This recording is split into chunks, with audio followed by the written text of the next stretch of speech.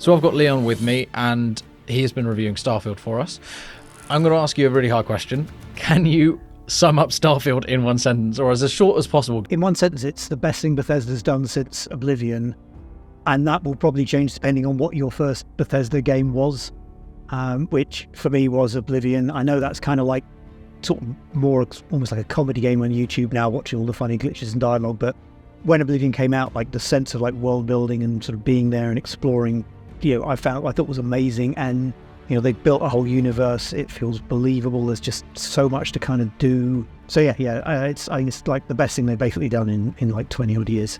So with that, I was going to ask you how the world is, but it's more a question of how is the universe. So it's lots of worlds, obviously, because there's loads of different planets, but all the factions, all the planets, everything sort of feels like it's like lots of games happening together. So Jemison, which is on New Atlanta, is the United Colonies. It's very kind of Star Trek-y, fighting aliens, which in this case are just like predators. Aquila is kind of Firefly and Space Cowboys. Neon is where you find Ryujin. It's very much Blade Runner, cyberpunk kind of thing. You can be a pirate, which is quite like a big sort of heist thing. The Sidonia on Mars, which is very much like The Expanse. It's very much like kind of space is rubbish for normal people. It's just hard work and horrible. And depending on where you are and what you're doing, you'll have sort of more kind of run and gun missions. There's sort of like heisty things. There's at one point you're like essentially trying to rob what is kind of a museum, and there's different ways of doing it. And it does, creates this feeling of like lots of different kind of games happening at once. And you've got things like the crafting and the research where you're running around very much like No Man's Sky, like scanning planets, harvesting like iron and nickel and different things to make things. You can build outposts. The outpost building and the resource crafting, all that stuff is very much Fallout 4 and Fallout 76. It's the same kind of interface, the same kind of workbenches. Shipbuilding is completely new, and that's fantastic. Like, I've lost hours just building ships. You basically have all these sort of different modules. So you'll have like hab modules and engine modules, and you slot it all together like a kit to make whatever sort of ship you want. You've got to like balance things like engines. You can't have anything take too much power from your reactor or it won't work. Like, I built a massive ship that only flew like 4 miles an hour because I'd taken the weight to the absolute limit of what the engines could handle. So I'd gone into it thinking I'd built like this sort of massive Star Destroyer, Battlestar Galactica thing, and then I hit the engines and it was like 30 miles an hour, and I was kind of like, okay, just gonna turn this one around. And so I've got my main ship, which you start off upgrading. You can go straight into shipbuilding. It's very complicated. It takes a bit of learning. There's a basic option where you can just choose to upgrade, and if you select the engines, it will show you if there's any better engines. So you can basically just buy some better engines, buy some better reactors, buy some better guns, and that's how you sort of start leveling it up. And after I'd done that a little while, I was able to kit out and build a big ship. I'm not like building them big because I want anything like huge and powerful. I just like having like lots of rooms and things to walk around in. So I put loads of windows in. I've got lots of floors. Like, I can walk around the ship and look out and see the planets. But you can just build an engine with guns on. I've got a couple of ships that are literally just an engine, a cockpit, and some guns, and that's it. Very much like the Rosie in The Expanse was a gunship, and it's literally an engine, a cockpit, and some guns. My ultimate goal, I think, is eventually to build almost like kind of a big Federation ship. Again, not because I want anything powerful, but I just want to have lots of rooms and lots of space and sort of walk around. So you can do anything, and that's been probably my biggest sort of vice in terms of not completing any of the main missions, just pottering around building ships, scanning planets, because if you complete a planet scan you can sell it for lots of money. So in between missions you sort of suddenly go like, I've done like 60% of a planet scan, I might as well finish it off. I just check what engines I've got. Like, a day later you've built a whole new ship. It's kind of nightmarish to try and actually finish anything because there's just so much kind of there and so much to do. It also sounds like, from what you were saying about all of the different planets have a very distinct feel, but they also have different specific missions. And then you've clearly fallen into the ship thing. There's an element of like, there's so much to do here. Everybody will find something that they enjoy, whether it's the ships or the scanning or the whatever it is, the combat. So that's like, just what do you want to play with? I think that's it. I think it's whatever you kind of want to do. There is something there for you. I'm about 80 hours in at the moment. I think it's 80 and a bit hours worth of play, and I've not sort of got bored or like fatigued at any point, because whenever I'm kind of like, okay, I'm done doing the big story missions. There's a moon there I haven't looked at. I'm going to go and have a quick look at that. I've done exploring. Like, I'm going to tune my ship. Like, I found a weird little side mission. I don't know what it is. I'm going to go and have a look. There's this constant kind of flow and change of things, and whatever you kind of want to do, you'll probably find it. You can just go in all guns blazing, you can sort of kill everyone. I've done a lot of persuasion, which is like kind of speechcraft, so I can talk my way into and out of almost every situation. Yeah, I've done lots of shipbuilding, I've done lots of research and crafting, so if I find like a gun I like, I'll put on like better barrels, better sort of muzzles, I'll add like different magazines, I'll tune the guns to what I like.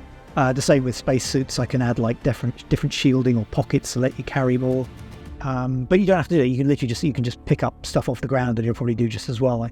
So yeah, whatever you kind of want to get out of it, you'll probably sort of find that game there. And, if you do at any point be like, maybe I've played enough of this for a while, you'll find something else in the game to do, and, carry on kind of that way. You've mentioned it a bit there, but how is kind of the obviously there's a lot to do, but there is a main crux, there is a main story. How is that? Well, there's like several, like I say, you have the sort of the faction missions. So yeah, Constellation is meant to be like the main mission. It's to do with sort of exploring. There's like a mystery out in space, and you're trying to uncover what it is. So that's like the main mission in kind of like air quotes. The UC Vanguard, so the United Colonies, they're like I say, the sort of almost like the Federation. With them, you're doing kind of Starship Troopers, like kind of trying to deal with these sort of alien predator monster things. They're just like, the aliens in the game are all just like monsters. They're just like big space cows or like praying mantis and things like that. And there's a nasty one they're trying to deal with. You can join the pirates undercover, and the pirates are basically looking for a lost pirate treasure, essentially. And that's kind of like quite sort of lots of robberies and heists and things like that. Ryujin is kind of corporate espionage, so you're like trying to steal things from offices or plant evidence, that sort of thing. And so they all have their own kind of distinct stories and their own kind of vibes. Heists and sneaking and all sorts of stuff. There's one mission on a ship where you basically just talk to people for like an hour because you're trying to uncover some embezzlement and you're trying to get some dirt on someone, because if you can get dirt on them, you can lever them into helping you. So you're just wandering around essentially like a cocktail party, just sort of chatting to people. There's a heist where you can do one of about 4 different things to steal the thing you're there to steal.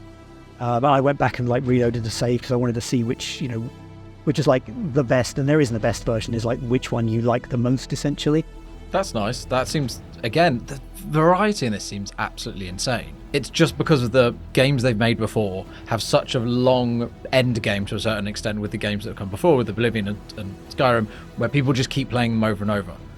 Do you think this might have that kind of longevity in that people will be playing this in 10 years? I think so, yeah, because there are, let's say, the main sort of faction and story missions are big, they're ongoing, they're quite long, in a good way. There's a lot to do there. There's loads of weird little random things to find. There's lots of different ways to do everything. Like, I'm being nice at the moment, but I think, you can be nasty, you can kill everyone, you can stealth it. It's got a bit more, because of the way you can sort of kit out your skills and abilities, there is a little bit more of, you could talk your way through things. You can use tech, you can use gadgets, and so there's a little bit more of that, so you could replay it with different kind of role-playing kind of intents. And then there's like procedural stuff, not procedural, but there's like randomly generated stuff. Like if you go to like just a random planet that doesn't really have much on it, you will find some abandoned bases, you'll find some caves, there'll be enemies, there'll be loot, and there's kind of like an ongoing kind of amount of that. And I've not done a huge amount of them yet, but some of the bounty missions and things where you have to deliver 5,000 iron to Jemison, things like that, I think they will just sort of keep going, and you'll set up an outpost to mine iron and it'll ship off and you'll tick that off, or there'll always be get X bandit at planet Y, so that kind of stuff goes on forever. But I think just the core game alone, there's hundreds of hours of kind of like just completing it the first time, but then also go back and being like, I want to be big on guns, I want to be big on stealth, I want to play it like this, I want to play it like that. I haven't got to the outer reaches of kind of shipbuilding yet, but I know that I've seen a few warnings where, like, if you build a ship past a certain size, you just can't land on planets. So, I think, there's that sort of level of, you could just, build ships and just kind of do all that. As long as you're okay with them going 10 miles an hour. Well, if you get the engines right and balance all the reactors and stuff, then you get like a good turn of speed. But yeah, like I pushed the absolute limits of what I had, and it was a very slow ship. That still sounds like fun though. This sounds great. No, it is. Yeah, like it's the sort of the potential is kind of unlimited, really. So, are there any negatives with it? I know that Bethesda have had a bit of a ropey innings with some of the gunplay in their previous games, but how is it in this? The gunplay is good. Fallout, the gunplay in Fallout's always been a bit of a kind of like, not controversial, but people have strong opinions on Fallout's gunplay because it can feel a bit rattly and lightweight. This, it feels nice. The guns feel good. It's got quite a lot of impact to it. There's a lot of variety between sort of ballistic weapons and laser weapons and particle beams. Mag arrays, their new thing, which is like the sort of the magazine and the barrel is like one whole thing. So you'll have like a mag rifle that has like essentially like 20 tiny little barrels, and it can almost like fire them all at once magnetically. They're really good fun. Like all the guns are like, you find something, oh, this is cool, this is fun. Everything has a lot of like punch to it. So there's a lot of like, you know, you find something, you like it, and you use it until like the numbers are no longer sort of valid. Like, you know, you've got other guns that do more damage, but you end up with one you like that you stick with until the last possible moment. There's a few weird things where skills are kind of almost feel like some skills are completely locked off, where so in the past, say for example stealth, you could sort of sneak around and you'd be bad at it, but you could still get away with it without putting points into stealth points. Stealth skill would make you better. This feels a bit like kind of stealth doesn't work at all until you put any points into it, and you unlock a stealth meter, and then, you know, that sort of progresses. You can't I can't pick any pockets because I haven't unlocked that as a skill yet. So that's kind of interesting in that, yeah, there are some things you used to be able to do badly and would spend points on to get better at, you just can't do until you've unlocked the base level. And the way you do skills is different now, where if you earn a skill point, you can either unlock a new skill or upgrade an existing one. So there's a real kind of like weight to your choices now. Do you unlock loads of things and kind of be sort of not great at a lot of things, or do you drill into getting better at some things? Like I put a few repeat points into, say, ballistic weapons, because I've found, I use a lot of ballistic guns, so I've been leveling up the weapons damage, but it means I'm not getting a new skill because I've put, say, 3 points into ballistics instead of 3 new skills. Shipbuilding as well, you can't fly certain ships and you can't use certain components until you've leveled up your sort of shipbuilding skills.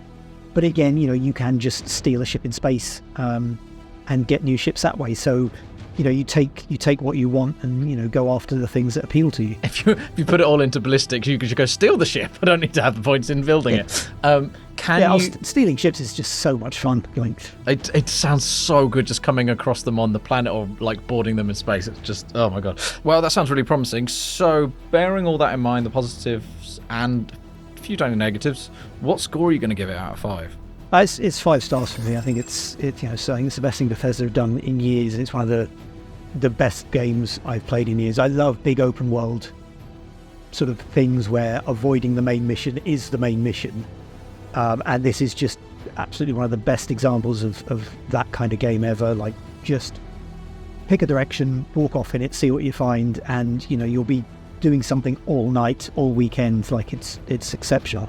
Wow, it sounds like kind of game of the year contender as well. And we've got absolutely. A few of them already, so that's going to be interesting.